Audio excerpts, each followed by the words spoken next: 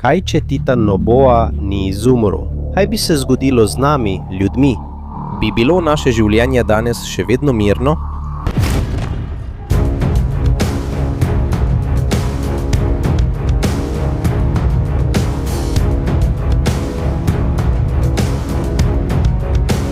V redu, kako ste, prijatelji? Dobrodošli na Arvin Polo TV.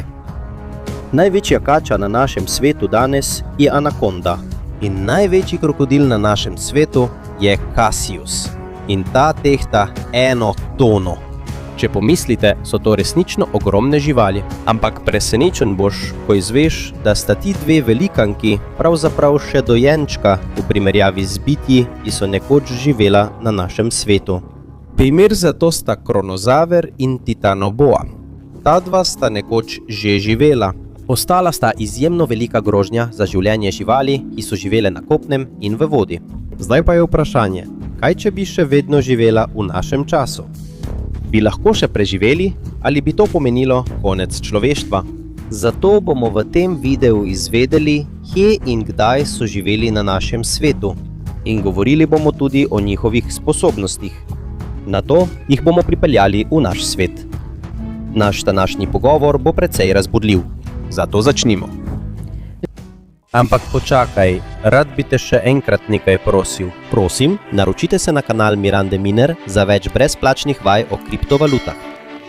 Povezava do njenega kanala je v razdelku za komentarje. V redu, nazaj k videu. Preden se usedemo v časovni stroj, najprej spoznajmo sposobnosti teh dveh pošasti. Začnimo s Titanoboajem. Ta starodavna kača je živela na našem svetu pred 58 milijoni let. In po mnenju znanstvenikov je živela na našem svetu 10 milijonov let da. In njena dolžina je dosegla skoraj 13 metrov oziroma 43 čevljev. In tehtala je več ton. Lahko bi jo imenovali pošast. In to je ilustracija, ki prikazuje, kako velika je v resnici. Titanoboa je še vedno daljša od dveh odraslih žiraf, ki ležita. Tukaj je še ena. Poglej ti dve vretenci. Tista na levi je od anakonde. In tista na desni pa je od Titanoboje. In po raziskavah je najdaljša kača danes v našem čuju le polovica velikosti Titanoboje. In kar je še bolj impresivno, lahko razširi svoj trebuh za skoraj 3 čevlje. To pomeni, da lahko celo mladega povodnega konja pogoltne brez težav. Titanoboa je bil viden in je živel v tistem času. V temnih močvirjih in rekah je bil Titanoboa smrtonosen plenilec, saj je lahko premagal sovražnika že samo s svojim izjemno močnim objemom. Moč njegovega objema je bila enaka 1,5 teže dolgega mostu v našem času. Da, in če bi izračunali njegovo moč, bi ta dosegla 28 kg na kvadratni centimeter. Zdaj pa pojdimo k Kronozavru. Usta teh bitij so sestavljena iz zelo veliko majhnih zob in njegova velikost ni daleč od velikosti orke, ki je bolj znana kot ubijalski kit. Da bi si lažje predstavljal, je bil Kronozaver dolg več kot 10 metrov oziroma 33 čevljev. Njegova teža pa je dosegla kar 12 ton. In njegov videz je bil podoben videzu današnjega krokodila. Da, Kronozaver je bil kot povečana različica krokodila. Bil je tudi hiter in zelo spreten pri lovu na svoj plen. Poleg tega je imel močan prsni koš, 4 plavuti in majhen rep. Po drugi strani pa lahko vidimo, da ima zelo dolg gobec. To pomeni, da če te ugrizne, nimaš več možnosti za preživetje. Ampak vprašanje je, ali sta se Kronozaver in Titanoboa že kdaj spopadla? Odgovor je ne, ker sta ti dve živali živeli v različnih obdobjih. In tudi če bi rekli, da sta živeli v istem obdobju, se še vedno ne bi mogli boriti druga proti drugi. Ker je Kronozaver živel in prebival v hladnem morju, medtem pa je Titanoboa živela v toplem podnebju. Kljub temu, ko so bili živi, so bili največja grožnja v svojih območjih. Zdaj si predstavljaj ali pa si zamisli, da niso izumrli oziroma da še vedno živijo v našem času. Poglejmo, kaj se bo zgodilo. Če Titanoboa ne bi izumrla, bi verjetno živela v ekvatorialnih tropih ali na območjih z vročim podnebjem. tako kot v Kolumbiji, Venezueli, Braziliji, Ekvadorju, Peruju ali pa tudi v Panami. In če bi imeli titanobu v vašem kraju, bi zagotovo postavili visoke ograje ali pa celo električne žice. Po drugi strani pa ta kača ne bi mogla preživeti v mestu, ker tukaj nima kje skriti.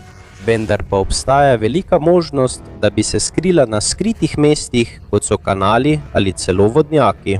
In če se to zgodi, bo njihova glavna hrana nič drugega kot podgane. Pravzaprav takšne kače ljudi ne vidijo kot plen. V oddaji o anakondi je videti, da kača vedno poje človeka. Toda v resničnem življenju kače zelo redko pojedo človeka. In ni čudno, da je titanoboa sorodnik, prav tako kot anakonda, saj sta si v sorodu. Medtem pa se ob velikosti titanoboje sprašujemo, kaj bi bila njihova glavna hrana v našem času. Seveda, nihče drug kot aligatorji, želve, rečni delfini in celo nekateri kopenski živali ne bi ušli titanoboj. Žrtve bi bili morski krave, kapibare, pume, jaguarji, kajmani in še mnogi drugi. In pravzaprav ta kača ni več zainteresirana za ribe. Verjetno jih ima že vrh glave. In posledica ubijanja ali prehranjevanja z drugimi živalmi je, da se prehranjevalna veriga poruši. Zaradi tega bodo nekatere živali migrirale na druga območja zaradi strahu. Zdaj bo kronozaver prav tako opustošil svoje območje. Prej je imel najraje za plenjenje želve in starodavne živali, imenovane plesiozauri. Danes, v našem času, bi verjetno za plen izbral velike morske sesalce, tako kot kiti in druge. Čeprav jih ne more pogoltniti cele, jih lahko raztrga na koščke. In še nekaj, predstavljal bi tudi grožnjo za ribiče. Ribiči bi oklevali, saj bi pod njimi prežala pošast. Čeprav ima tej nabua izjemno trdo kožo, ima kronozaver izjemno ostre zobe. Danes posamezni zobje kronozavra stanejo $65,000 ali $3,500. 3 milijon pesov, to je celo dražje od zlata. Zdaj pa te bom jaz vprašal, kakšne priprave bi naredil, če bi izvedel, da je v tvoji okolici taj nabuva ali kronosaurus? Počakal bom na tvoj komentar pod tem videoposnetkom.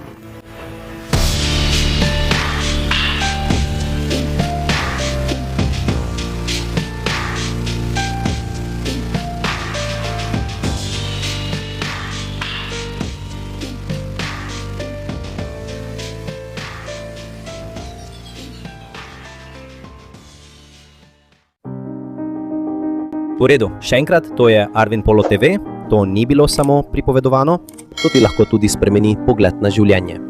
Hvala in se vidimo v mojem naslednjem videu.